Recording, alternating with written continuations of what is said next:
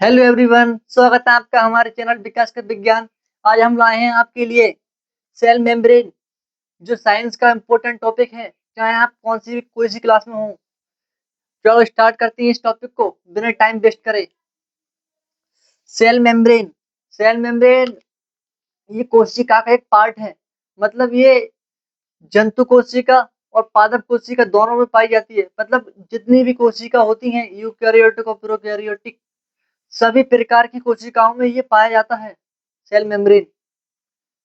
और ये बाउंड्री का कार्य करता है, सुरक्षात्मक आवरण, फ्लूइड वगैरह उनको प्रवाहित करने का कार्य करता है सेल मेम्ब्रेन।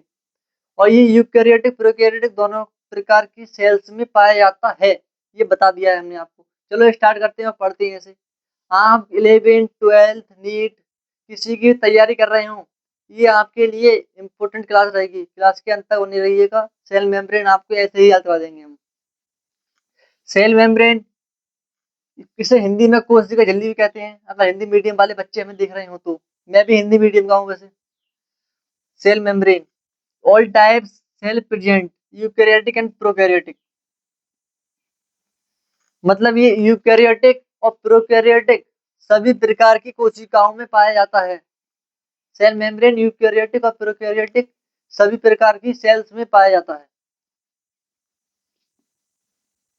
प्रोकैरियोटिक।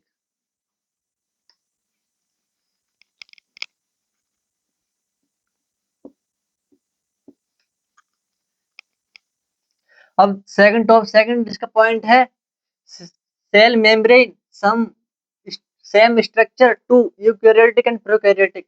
मतलब सेल मेम्ब्रेन का जो स्ट्रक्चर या इसकी संरचना होगी, वो यूकैरियोटिक एंड प्रोकैरियोटिक दोनों टाइप की कोशिकाओं में एज इट इज, मतलब सेम होगी।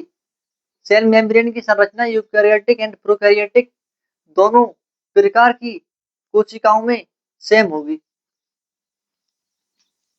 यहाँ लिख देते हैं प्रोकैरियोटिक, अगर आपको नहीं दिख रहा हो तो। चलो ये आप याद रखना है, प्रोकैरियोटिक है, मार्कर नहीं चल रहा है थोड़ा, इसलिए लिखा नहीं है यहाँ पे। तो इसका थर्ड पॉइंट है cell membrane structure, protein and fat. मतलब जो आरबीसी की सेल मेम्ब्रेन होता है, मतलब जो आरबीसी की सेल मेम्ब्रेन होती है, वो सेल मेम्ब्रेन में प्रोटीन 52% पाया जाता है और फैट 40% पाया जाता है। ये मेनली प्रोडक्ट होते हैं जिससे सेल मेम्ब्रेन बनी होती है। प्रोटीन और फैट से मेनली सेल मेम्ब्रेन का फॉर्मेशन होता है। और इसका थर्ड पॉइंट है इसका, all different cell protein fat quantity different. मतलब विभिन्न प्रकार की कोशिकाओं या all different type cell protein and fat quantity are different. मतलब सभी प्रकार की कोशिकाओं में फैट और प्रोटीन की मात्रा अलग अलग होगी। All type cell different quantity fat and protein. इसका फोर्थ पॉइंट है स्ट्रक्चर ऑफ सेल मेम्ब्रेन। मतलब स्ट्रक्चर ऑफ सेल मेम्ब्रेन की संरचना किसने दी? इसका composite by structure cell membrane. तो इसकी संरचना give give given by Singer and Nicolson 1972। Singer and Nicolson is a scientist, ये साइंटिस्ट है जिन्होंने सेल मेम्ब्रेन की स्ट्रक्चर कंपोज करी है, दी। Formation of chemical, formation of chemical, मतलब सेल मेम्ब्रेन का निर्माणकारी केमिकल के नाम क्या है? तो cell membrane mainly protein, fat, lipid और शुगर से मिलकर बनी होती है।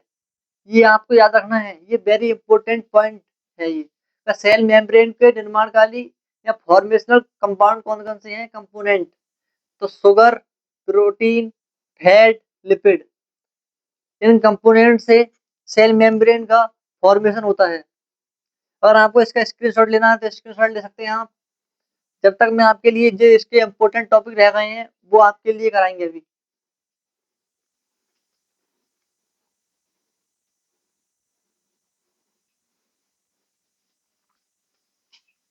तो हेलो फ्रेंड्स, आपने वो टॉपिक कंप्लीट या नोट या स्क्रीनशॉट ले लिया होगा आपने।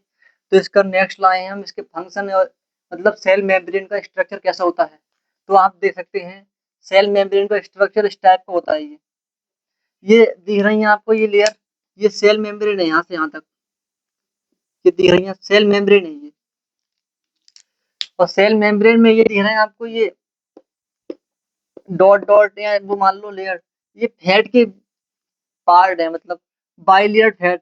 फैट की एक लेयर ये है, फैट की एक लेयर दो मतलब दो लेयर वाली फैट या प्रोटीन की, फैट या लिपिड की परत पाई जाती है इसमें, जिसे बाइलेयर लिपिड फैट कहते हैं।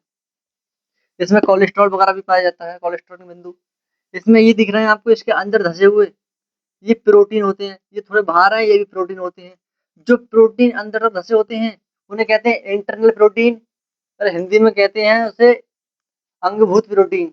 और जो बाह्य होते हैं मतलब ऊपरी सतह से जुड़े हुए होते हैं उन्हें कहते हैं एक्सटर्नल प्रोटीन। और इन्हें इंग्लिश में कहते हैं, इंग्लिश में एक्सटर्नल प्रोटीन, और लेकिन हिंदी में कहते हैं इसे आंशिक प्रोटीन, मतलब ऊपर जो आसानी से।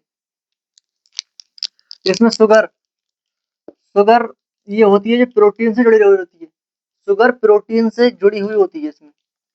तो इसमें दिया गया है, इसमें प्रोटीन दो टाइप के होते हैं, परिधीय प्रोटीन उसे एक्सटर्नल प्रोटीन, जो इंटरनल प्रोटीन उसे आंशिक प्रोटीन।